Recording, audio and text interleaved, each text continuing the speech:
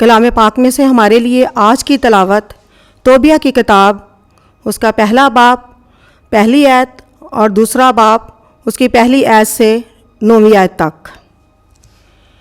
توبت نفتالی کے قبیلے اور شہر سے تھا جو فروزیہ جلیل میں نحوشوں کے اوپر کو اس راہ کے پیچھے ہے جو مغرب کو جاتی ہے اور جس کے دائنی طرف صفت شہر ہے۔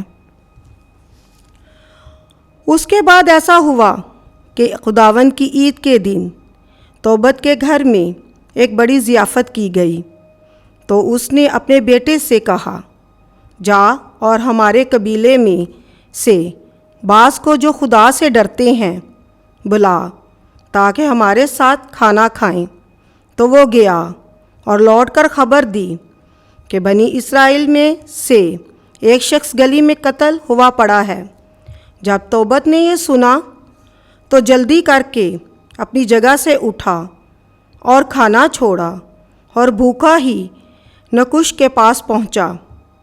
تب وہ اسے اٹھ کر چپکے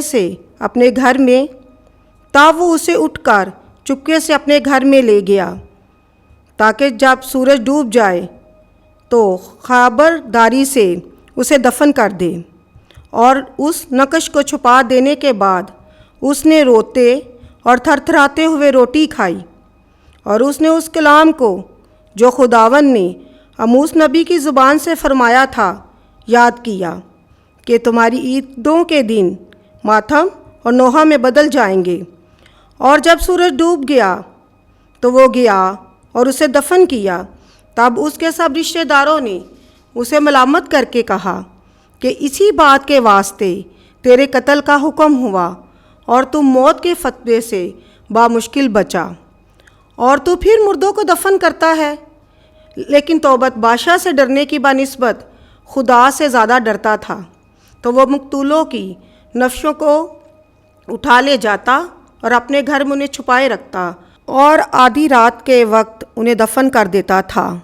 پاک کلام کا پڑھا اور سنا جانا ہم سب کے لیے باعث برکت ہو۔ خداوند کا شکر ہو۔